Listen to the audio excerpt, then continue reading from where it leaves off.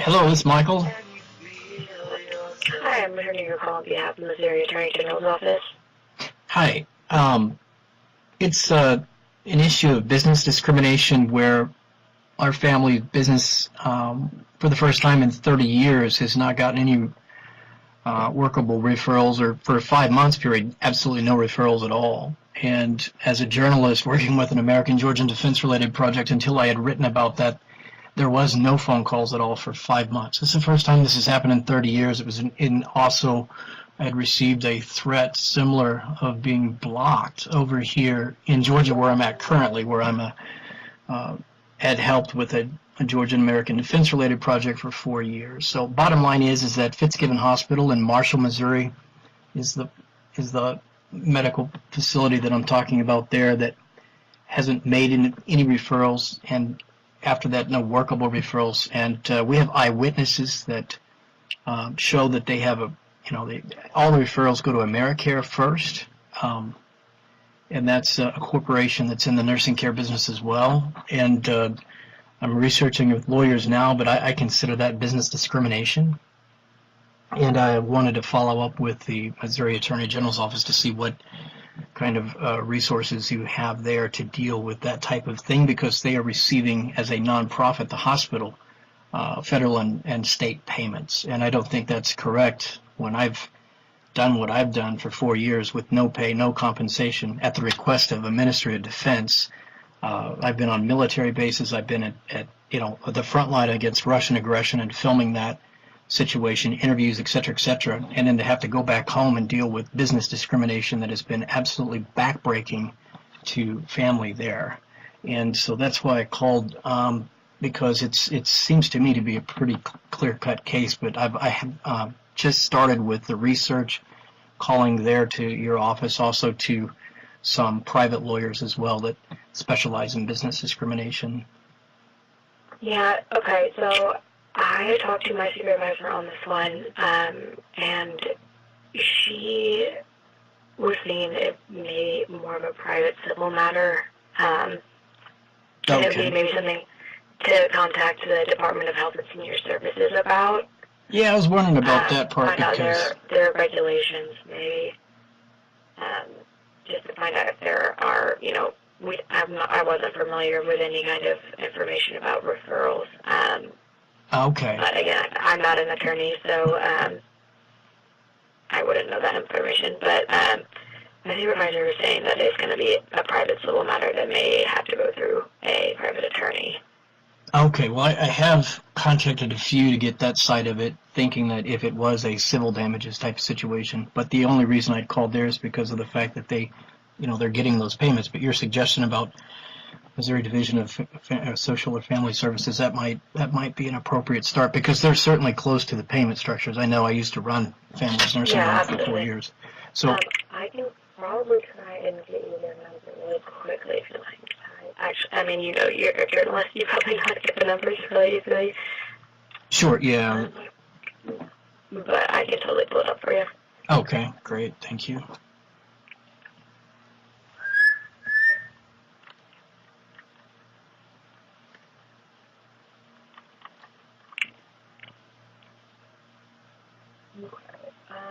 So maybe.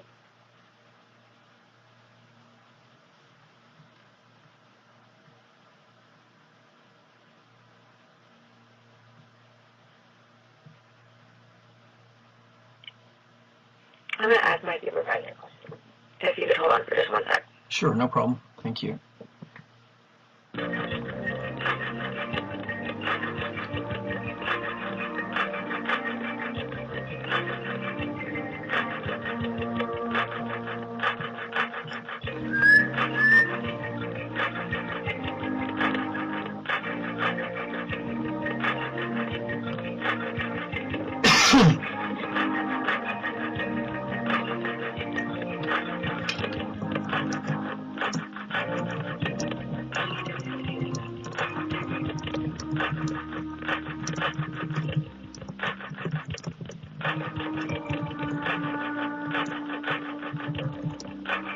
It'll be quick.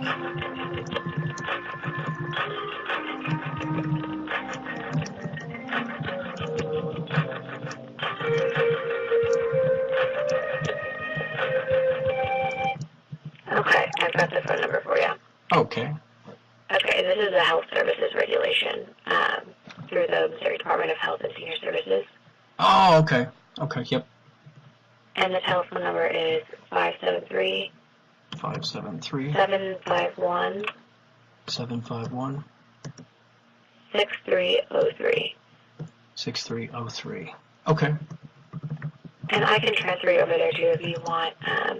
Oh, okay. Yeah, that's super. Okay, is now a good time? Yeah, it's fine. That's great. Thank you. Okay, all right, thanks so much, sir. Thank you.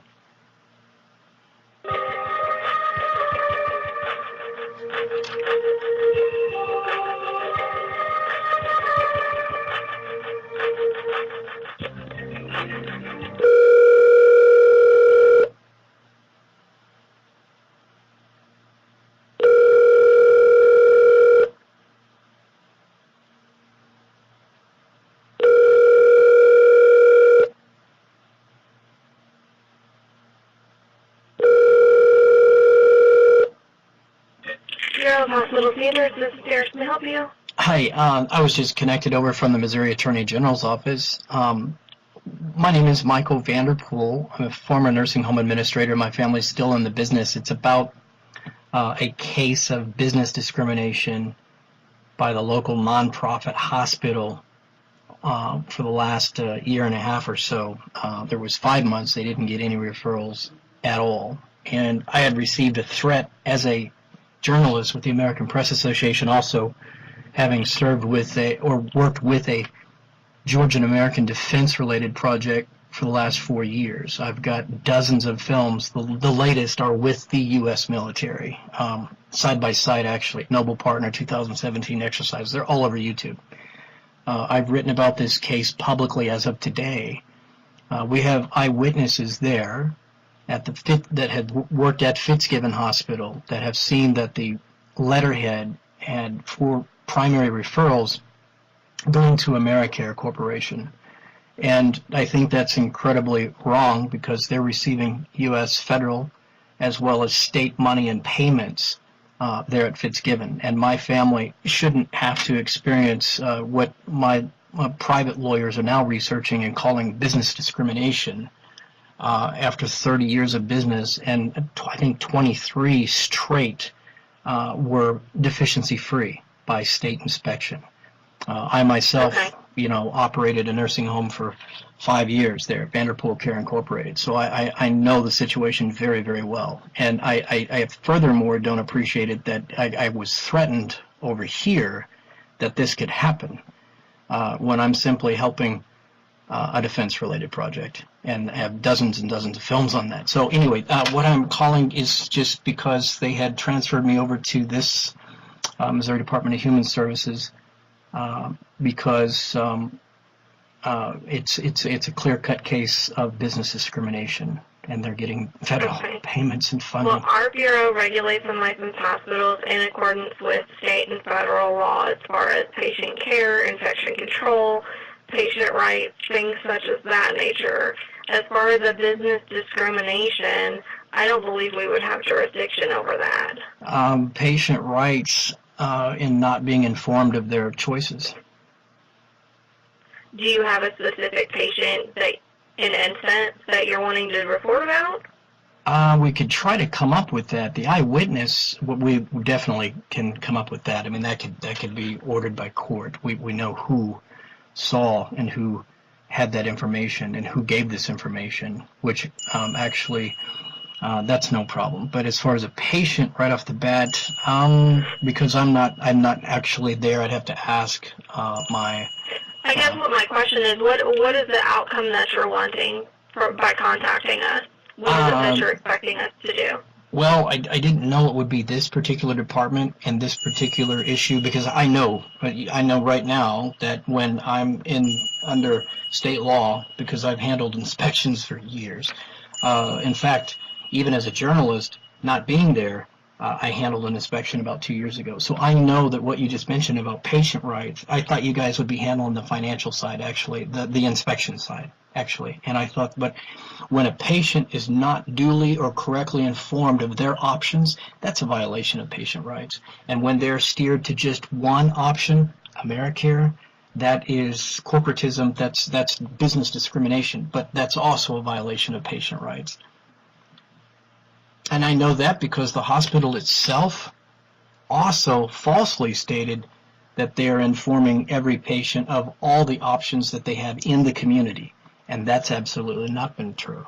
And we do have the eyewitness for that fact. Because even their letterhead on the referrals has been strictly Americare first. And then if they reject Americare, then they'll suggest one of the other competitors to our family's business.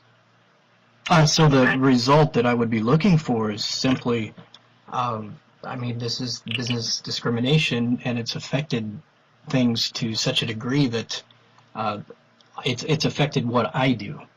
And when it affects what I do, I've visited Roy Blunt's office several times. It's documented, it's public on this. It's pretty serious. We're fighting the Russians here, and we're going to have to worry about, is the family going to survive in business? That's pretty serious after 30 years.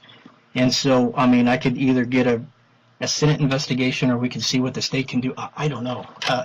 We'd like it to be fixed. We'd like things to be equal and fair. But when we know they're not, when they're not getting workable referrals, for example, they get a referral for a 300-pound woman that's on oxygen and 15 different meds that can't pass through the door, but all the primary referrals are going to Americare. And that's just not right. And that's against patient rights as well, that they're not informed about their options. Okay. Well, I mean, typically what we do is we take complaints in reference to a specific person whose maybe patient right had been violated in a specific instance. What you're explaining seems more to be like a business versus business type thing, is what I'm understanding. That is true, but the patients, I'm absolutely sure that now that I've been made aware of that, and I've known that, I just didn't think about that side of it. There's several sides to it, but that is definitely something that we can come up with, 100%. Okay. Well, I can give you our complaint hotline number to provide that information to, and then they can forward the complaint over to us, and we can go from there.